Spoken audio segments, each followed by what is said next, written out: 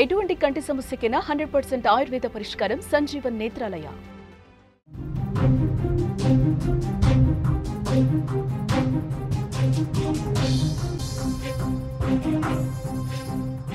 మరో big breaking news చూస్తున్నాం. ధర్మస్థల నుంచి. ధర్మస్థలలో ఉద్రిక్త వాతావరణం నెలకొంది. జనంపై పోలీసులు ఒక్కసారిగా కూడా లాఠీచార్జ్ చేస్తున్నట్టుగా తెలుస్తోంది. రెండు వర్గాల మధ్య గొడవ మొదలైంది. ధర్మస్థలతో పాటు వీరేంద్ర హెగ్డేపై కూడా తప్పుడు కథనాలు ప్రసారం చేస్తున్నారంటూ కూడా అక్కడ ఒక వర్గం ఆగ్రహం వ్యక్తం చేస్తోంది. మీడియాపై ఓ వర్గం కూడా దాడి చేస్తుంది. ఈ నేపథ్యంలో రెండు వర్గాల మధ్య కూడా రాళ్ల దాడి జరిగినట్లుగా మనకి బ్రేకింగ్ న్యూస్ లో సమాచారం అందుతోంది.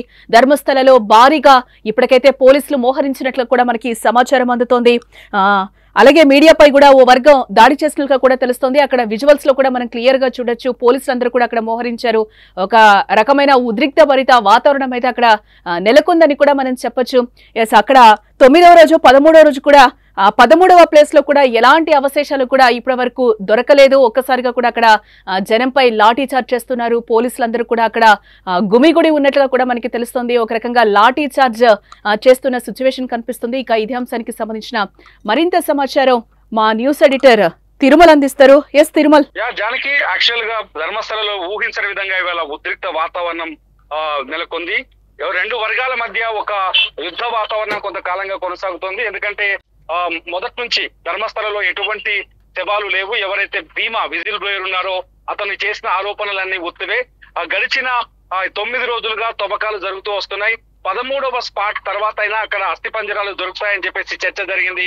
అయితే ఈ అస్థిపంజరాలు, ఈ తవ్వకాలు జరుగుతున్న ప్రతిసారి సోషల్ మీడియాలో కొన్ని యూట్యూబ్ ఛానల్స్ కావచ్చు, కాకపోతే కొన్ని మీడియా సంస్థలు కావచ్చు, అదిగో శవాలు ఇదిగో అస్థిపంజరాలు అంటూ కొన్ని తప్పుడు థంబ్నెయిల్స్ పెట్టడం, అట్లాగే ధర్మస్థల సంస్థానాధీశులుగా కొనసాగుతున్న ఎంపీ రాజ్యసభ సభ్యుడు వీరేంద్ర హెగ్డే గురించి వ్యతిరేక కథనాలు ప్రసారం చేయడం, ధర్మస్థలలో హత్యలు జరిగాయి, మహిళలపైన అఘాయిత్యాలు జరిగాయని నిరూపించే విధంగా కొన్ని కథనాలు ప్రసారం చేయడంతో అక్కడ రెండో వర్గం ఎవరైతే వీరేంద్ర హెగ్డేకు గాని ధర్మస్థల ప్రాంతానికి గాని మద్దతు ఇచ్చే వర్గం ఏదైతే ఉందో అది మొదటి నుంచి పూర్తి స్థాయి విచారణకు వ్యతిరేకంగా ఉంది. భీమాకు వ్యతిరేకంగా ఉన్నారు. అయితే భీమాకు అనుకూలంగా ఇంకొక వర్గం ఉంది. ఎప్పుడైతే సౌజన్య హత్య జరిగిందో 2012లో అప్పటి నుంచి సౌజన్యకి న్యాయం జరగాలని పోరాటం చేసిన కొన్ని ప్రజా సంఘాల నాయకులు కావచ్చు, కొన్ని హిందూ సంఘాలు కావచ్చు, భీమాకు అనుకూలంగా అక్కడ హత్యలు అత్యాచారాలు జరిగాయని ఆరోపిస్తూ వస్తుంది.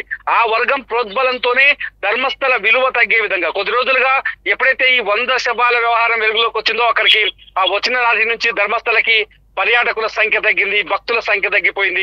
ఇది కూడా అక్కడి ప్రజల్లో ఉద్రిక్త వాతావరణాన్ని క్రియేట్ చేసింది. అంతేకాదు ధర్మస్థలలో అనేక హోటల్స్, స్టేస్ ఉన్నాయి.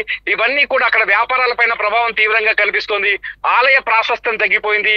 ఆలయానికి ఉన్న విలువను తగ్గించే ప్రయత్నం చేస్తున్నారు అనే ఆగ్రహంతో ఉన్న వర్గం ఇవాళ ఊహించని విధంగా అక్కడ మీడియా పైన, ముఖ్యంగా మీడియా గ్రూప్స్ పైన దాడులు చేసింది, దాడులకు ప్రయత్నించింది. అయితే ఈ దాడుల్లో మీడియాకు అనుకూలంగా ఉన్న వర్గం ఏదైతే వీళ్ళకు ధర్మస్థలకి శవాలు ఉన్నాయని చెప్పిన వర్గం, రెండు వర్గాలు ఏతున్నాయో రెండో వర్గం మొదటి ధర్మస్థల అనుకూల వర్గం పైన దాడి చేయడం, ధర్మస్థల అనుకూల వర్గం రెండో వర్గం పైన దాడి చేయడం, ఇరువురు మధ్య ఇటు మీడియా పైన కూడా ధర్మస్థల అనుకూల ఉన్న ప్రజలు దాడి చేయడం. భారీ ఎత్తున జనం ఒక్కసారిగా మనం విజువల్స్ లో చూడొచ్చు. భారీ ఎత్తున జనం గుమికూడి ఉన్నారు. అక్కడ ఆ మీడియా ప్రతినిధుల పైన అటాక్ చేసే ప్రయత్నం చేశారు, రాళ్లు విసిరారు. దీంతో అది కంట్రోల్ చేయడానికి పోలీసులు నానా తిప్పలు పడాల్సి వచ్చింది. లాఠీ చార్జ్ అయితే చేశారు. ప్రస్తుతం ధర్మస్థలలో సెక్షన్ 144 కొనసాగుతోంది. అక్కడ పరిస్థితి పూర్తిగా పోలీసుల అదుపులోకి వెళ్ళింది. ఎందుకంటే సిట్ అనేది ఆంధ్రప్రదేశ్, కర్ణాటక ప్రభుత్వం ఏర్పాటు చేసిన సిట్ చాలా క్షుణ్ణంగా అక్కడ ధర్మస్థలలో హత్యలు జరిగాయనే విషయాన్ని పరిశీలిస్తూ వచ్చింది. ఇవాళ 13వ రోజు స్పాట్ లో కూడా, 9వ రోజు 13వ స్పాట్ లో కూడా ఎటువంటి అస్థిపంజరం దొరకలేదు. దీంతో భీమా చెప్పిన మాటలన్నీ పచ్చి అబద్ధాలని తేలిపోయాయని అక్కడి ప్రజలు 13 రోజుల పాటు ఈ 13వ స్పాట్ తో వరకు వెయిట్ చేశారు. దానికి అంటే ఇప్పటి వరకు ఎటువంటి ఘర్షణ వాతావరణం లేకుండా విచారణకు సహకరించాలి, సిట్ కు సహకరించాలి అని ఓపిక ఎదురు చూసిన ప్రజలు 13వ స్పాట్ లో కూడా ఎటువంటి అస్థిపంజరాలు కానీ శవాలకు సంబంధించిన ఆధారాలు కానీ దొరకపోవడంతో ఒక్కసారిగా వాళ్ళలో ఆగ్రహం పెళ్ళుబుకిందని చెప్పాలి. వాళ్ళు ఒక్కసారిగా తిరగబడ్డారు. మీడియా వల్లనే ధర్మస్థల ప్రాశస్త్యం తగ్గిపోయింది. మీడియా తప్పుడు కథనాలు ప్రసారం చేస్తుంది. ఇక్కడ కొందరు వ్యక్తులు, అంటే ధర్మస్థల పైన వ్యతిరేకంగా ఉన్న కొందరు వ్యక్తులు మీడియాని ఆశ్రయించి మీడియా ద్వారా ధర్మస్థల విలువను తగ్గించే విధంగా ఆదాయం, టెంపుల్ ప్రాశస్త్యాన్ని తగ్గించే విధంగా, టెంపుల్ కున్న విలువను తగ్గించే విధంగా కొన్ని మాట్లాడుతున్న మాటల్ని ప్రసారం చేయడం వల్ల టెంపుల్ పైన తీవ్రమైన ప్రభావం చూపిస్తుంది. 800 సంవత్సరాల క్రితం నాటి టెంపుల్ విలువను తగ్గించే ప్రయత్నం జరుగుతుంది. ఆ టెంపుల్ పాలక మండలిలో ఉన్న ఎవరైతే జైన్స్ ఫ్యామిలీ ఉందో, వీరేంద్ర హెగ్డే ఎవరైతే ఉన్నారో, ఈ హెగ్డేకు సంబంధించిన కుటుంబ సభ్యుల పైన తప్పుడు కథనాలు ప్రసారం చేస్తున్నారు. ఇదంతా ధర్మస్థల పైన తీవ్రమైన ప్రభావం చూపించే ప్రమాదం ఉందనే ఉద్దేశంతో వాళ్ళంతా మొదటి నుంచి కొంత ఆగ్రహంతో ఉన్నారు. అయితే గవర్నమెంట్ విధించిన సిట్ ని ఒకసారి ఈ కేసుని పరిశీలించిన తర్వాత, తవ్వకాలు పూర్తయిన తర్వాత నిజాలు బయటకు వస్తాయి. ఆ తర్వాత ఏదైనా నిర్ణయం తీసుకోవాలని మొదటి నుంచి చెప్తూ వస్తారు. మనం కూడా చాలా సార్లు అక్కడి ప్రజల అభిప్రాయాలను తెలుసుకునే ప్రయత్నం చేస్తాము, వాళ్ళ అభిప్రాయాల్ని ప్రసారం చేసే ప్రయత్నం చేస్తున్న సందర్భంలో ఈ ఆగ్రహం మనకు కూడా కనిపించింది. చివరికి ధర్మస్థలంలో హత్యలేవి జరగలేదు అనే క్లారిటీ వచ్చినట్టుగా తెలుస్తోంది. ఎటువంటి శవాలకు సంబంధించిన అస్థి పంజరాలు దొరకలేదనే క్లారిటీ వచ్చినట్టు తెలుస్తుంది. ఇది రావటంతోనే ప్రజల్లో ఒక్కసారిగా ఆగ్రహం పెల్లుబిక్కింది. ఈ 15 రోజుల్లో ధర్మస్థలకి వచ్చే భక్తుల సంఖ్య కూడా భారీ ఎత్తున తగ్గిపోవడంతో ప్రజల్లో ఆగ్రహం, ఆవేశం అన్ని ఒకేసారి పెల్లుబికాయి. ఈ నేపథ్యంలోని దాడులు ఇవాళ లాఠీ చార్జ్ అంటే తిరుమల ఒకటి ప్రధానంగా మీడియాపై దాడులు మనం ఏ విధంగా చూడాలంటారు? అంటే సాధారణంగా మీడియా ఎప్పుడైనా అక్కడ జరుగుతున్న సంఘటనని జరుగుతున్నట్టుగానే చూపించే ప్రయత్నం చేస్తుంది. జానకి, మీడియా ఎప్పుడు అంటే ఒక ఇన్సిడెంట్ జరిగినప్పుడు అంటే నిజాల్ని వెలికి తీయాల్సిన అవసరం ఉంటుంది.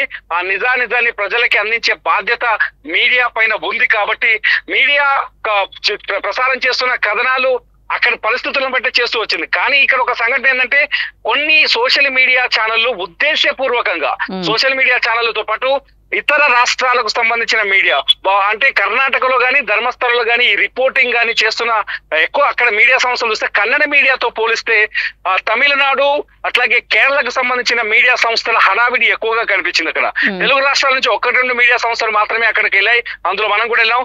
అయితే మిగతా రాష్ట్రాల నుంచి తమిళనాడు కావచ్చు, అట్లాగే కేరళకు సంబంధించిన మీడియా ఛానళ్లు, సోషల్ మీడియా ఛానళ్లు, అట్లాగే కర్ణాటకలో ధర్మస్థలకు వ్యతిరేకంగా పనిచేస్తున్న కొన్ని మీడియా ఛానళ్లు, అట్లాగే అక్కడ యాక్టివిస్టులకు సంబంధించిన కొన్ని సోషల్ మీడియా ఛానళ్లు, ఇవన్నీ ధర్మస్థలకు వ్యతిరేకమైన కథనాన్ని ప్రసారం చేయడం వల్లే ఈ పరిస్థితి తలెత్తిందని చెప్పొచ్చు. ఎందుకంటే థమ్స్ చూస్తున్నాం చాలా సార్లు, తప్పుడు తమ్ములు పెట్టడం, థమ్స్ని అంటే రెచ్చగొట్టే విధంగా, లేకపోతే ఆ ప్రాంతం యొక్క విలువను తగ్గించే విధంగా, ఏదో 100 శవాలు దొరికిన విధంగా థమ్స్ పెట్టడం, ఇవన్నీ కూడా ఇక్కడ ఈ పరిస్థితికి కారణమయ్యాయి. మీడియా పైన దాడుల వరకు ఈ వ్యవహారం తీసుకెళ్లిందని చెప్పొచ్చు జానకి. అంటే ఈ సంఘటనతో తవ్వకాలు ఆపేసే అవకాశాలు కనిపిస్తున్నాయంటారా? అంటే ఒకటి జానకి, చాలా స్పష్టంగా ఇక్కడ ఒక విషయాన్ని గుర్తుపెట్టుకోవాలి. సిట్ అనేది ఏదో ఆసామాసి సంఘం కాదు, సంస్థ కాదు. సిట్ అనేది పోలీస్ డిపార్ట్మెంట్ లో అత్యంత కీలకమైన వ్యక్తులతో ఈ సిట్ ని ఏర్పాటు చేశారు. పోలీస్ డిపార్ట్మెంట్ లో ఎవరైతే ప్రణబ్ మహంతి ఉన్నాడో చాలా సీనియర్, ఆయన అడిషనల్ డీజీ హోదా ఉంది. మరో 2 సీనియర్ ఐపీఎస్లు ఉన్నారు.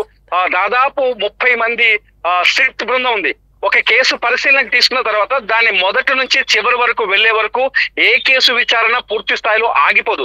ఇక్కడ కూడా అదే జరుగుతుంది. 13 స్పాట్ పూర్తయ్యాయని చెప్తున్నాడు భీమా, ఆ తర్వాత మరొక 15 స్పాట్లు చూపిస్తానని చెప్తున్నాడు, మళ్ళీ ఒక కొత్త కథ చెప్తున్నాడని.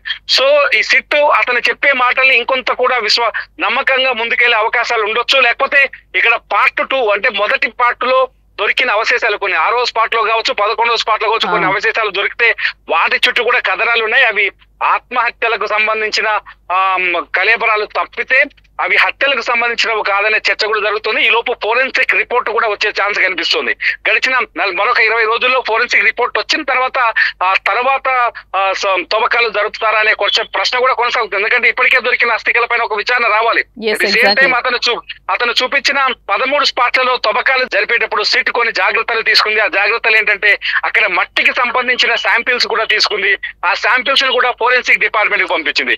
ఫోరెన్సిక్ డిపార్ట్మెంట్ కి పంపించడం వల్ల ఆ శాంపిల్స్ లో ఎముకలకు సంబంధించిన ఏవైనా మూలాలు గాని, అవశేషాలు గాని, మట్టిలో మెల్ట్ అయిన సందర్భాలు గాని ఉంటే ఇవి బయటపడే అవకాశం ఉంటుంది. సో ఫోరెన్సిక్ రిపోర్ట్స్ వచ్చిన తర్వాత 2వ దఫా తవ్వకాలకు వెళ్తారా, లేకపోతే ఫోరెన్సిక్ రిపోర్ట్ తో సంబంధం లేకుండానే అతను చూపించిన చోటల్లో తవ్వుతూ వెళ్తారా అనేది అతిపెద్ద ప్రశ్నగా మారింది. ఇంకొక పాయింట్ ఏంటంటే, ఇవాళ 13వ స్థానం తవ్విన తర్వాత, 13వ ప్లేస్ తవ్విన తర్వాత ప్రజల్లో ఆగ్రహం కూడా కనిపించింది. మీడియా పైన దాడి చేయడం కావచ్చు, ఒక రకంగా సిట్ ని వ్యతిరేకించినట్టు అవుతుంది. కాబట్టి ప్రజాగ్రహం ఉన్న నేపథ్యంలో ఈ విచారణ అదే స్థాయిలో ఇప్పుడు కొనసాగుతున్న స్థాయిలో అంతే వేగంగా ముందుకు వెళ్తుందా, లేకపోతే మరింత సమయం తీసుకుంటారా అనేది కూడా కొంత ప్రశ్నార్థకంగా మారుతుందని చెప్పాలి జానకి. మొత్తంగా అయితే ఫోరెన్సిక్ రిపోర్ట్స్ వచ్చే వరకు కూడా ఈ ఊహాగానాలకి చెక్ పడే అవకాశాలు కనిపిస్తలేదు. ఎగ్జాక్ట్లీ ఫోరెన్సిక్ రిపోర్ట్ వస్తే గానీ ఈ చర్చకు గానీ ఊహాగానాలు గానీ పూర్తి స్థాయి తెరపడే అవకాశం లేదు. ఎందుకంటే అక్కడ వాదనలు రెండున్నాయి. హత్యలు జరిగాయి, మహిళల పైన అఘాయిత్యం జరిగింది, వాళ్ళని రేప్ చేసి చెరిచి అత్యంత దారుణంగా చంపేస్తారు, 450 మందికి పైగా మహిళలు ఉన్నారు హత్యకు గురైన వాళ్ళు అనేది వాదించే వర్గం ఒకటి బలంగా ఉంది. రెండోది వచ్చేసి ఇది టెంపుల్ ప్రాశస్త్యం, టెంపుల్ విలువను తగ్గించే ప్రయత్నం చేస్తారు, గుడి విలువను తగ్గించే ప్రయత్నం చేస్తున్నారు, ఆ గుడి నిర్వాహకుల పైన యాజమాన్యం పైన నిందలు వేస్తున్నారని వాదించే వర్గం ఇంకొకటి ఉంది. ఈ రెండు వర్గాల వాదనల్లో ఏదో ఒకటి ఫైనల్ గా తేల్చాల్సిన అవసరం ఉంది. కాబట్టి సిట్ కొనసాగే అవకాశం ఎక్కువగా ఉంది, విచారణ కొనసాగే అవకాశం కూడా కనిపిస్తుంది జనకి. రైట్ తిరుమల్. ఎస్, మొత్తంగా మనం చూడొచ్చు ధర్మస్థలలో అయితే ఒక ఉద్రిక్త వాతావరణం అయితే అక్కడ కొనసాగుతుందని కూడా మనం చెప్పొచ్చు. ఆ విజువల్ లో కూడా మనం చాలా క్లియర్ గా చూడొచ్చు ఎంత ఘోరంగా ఉందో. పోలీసులందరూ కూడా చాలా వరకు అక్కడ మోహరించారు, జనంపై కూడా ఒక్కసారిగా లాఠీ చార్జ్ చేయడం కూడా జరిగింది. ఆ విజువల్స్ కూడా మీరు ఒకసారి సుమన్ టీవీ స్క్రీన్ మీద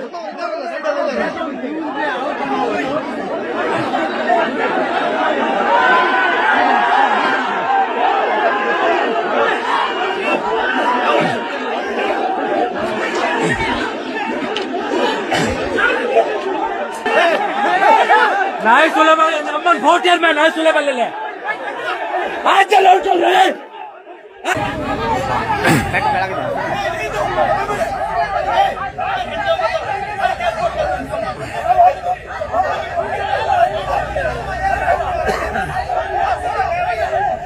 हाँ सर हेड बढ़ा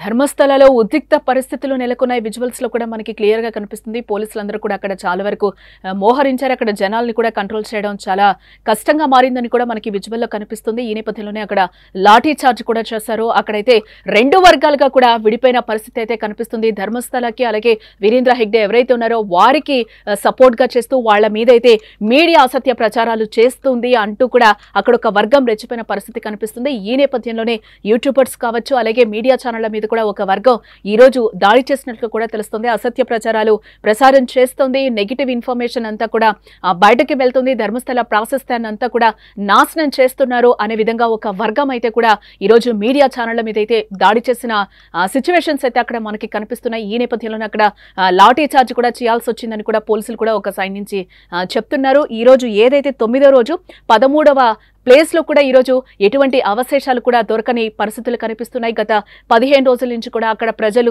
ఒక రకంగా పానిక్ అవుతున్న పరిస్థితులు కూడా కనిపిస్తున్నాయి. ఎందుకంటే చాలా వరకు అక్కడ మిస్సింగ్ కేసెస్ కూడా నమోదయ్యాయి. ఆ మిస్సింగ్ కేసెస్ కి సంబంధించి కూడా ఇప్పటివరకు ఎలాంటి లిస్ట్ కూడా లేదు, డేటా కూడా లేదు, ఎరైజ్ అయిపోయిందని కూడా ఒకవైపు నుంచి పోలీసులు చెప్తున్న సమాచారాలు కూడా మనం చూస్తూనే ఉన్నాం మీడియాలో. సో దీనికి సంబంధించి కూడా చాలా వరకు ఆ బీమా చెప్పిన మాటలు కూడా ఈరోజు అబద్ధమా అనే క్వశ్చన్స్ కూడా ఈ రోజు రేజ్ అవుతున్న పరిస్థితులు అయితే కనిపిస్తున్నాయి. తవ్వకాలు అయితే సిట్ ఇంకా కొనసాగించే అవకాశాలు అయితే కనిపిస్తున్నాయి. ఏదైతే అసత్య ప్రచారాలు చేశారో దానికి సంబంధించి ఈ రోజు మీడియా మీద కూడా ఈ రోజు దాడి జరిగినట్లు కూడా ధర్మస్థలలో మనకి తెలుస్తోంది. అక్కడ రెండు వర్గాల మధ్య అయితే గొడవ మొదలైంది. ఒక వర్గానికి సంబంధించిన వాళ్ళు ఈ రోజు దాడికి తెగబడినట్లుగా కూడా తెలుస్తోంది. ఈ దాడిలో 3 పర్సన్స్ అక్కడ కొంచెం గాయాలైనట్లుగా కూడా మనకి తెలుస్తోంది. ప్రధానంగా ఈ దాడిలో అజయ్ అలాగే అభిషేక్ కంచన్ అలాగే సంతోష్ అనే వ్యక్తులపై 5 గంటల ప్రాంతంలో ధర్మస్థల అలాగే మంగళ రూట్లో అయితే ఈరోజు దాడికి తెగబడినట్లుగా కూడా ఒక వర్గం మనకైతే సమాచారం అయితే అందుతోంది. ఈ నేపథ్యంలోనే అక్కడ ఉద్రిక్త పరిస్థితులు నెలకొన్నట్లుగా కూడా మనకి సమాచారం అందుతోంది. ఆలయ ప్రతిష్టను దెబ్బతీస్తున్నారంటూ కూడా కొంతమంది ఒక వర్గం అయితే మీడియా ప్రతినిధులపై అక్కడ దాడి చేసినట్లుగా కూడా మనకి తెలుస్తోంది. ఈ నేపథ్యంలోనే అక్కడ 144 సెక్షన్ కూడా అమలవుతున్నట్లుగా అయితే మనకి బ్రేకింగ్ న్యూస్ లో సమాచారం అందుతోంది.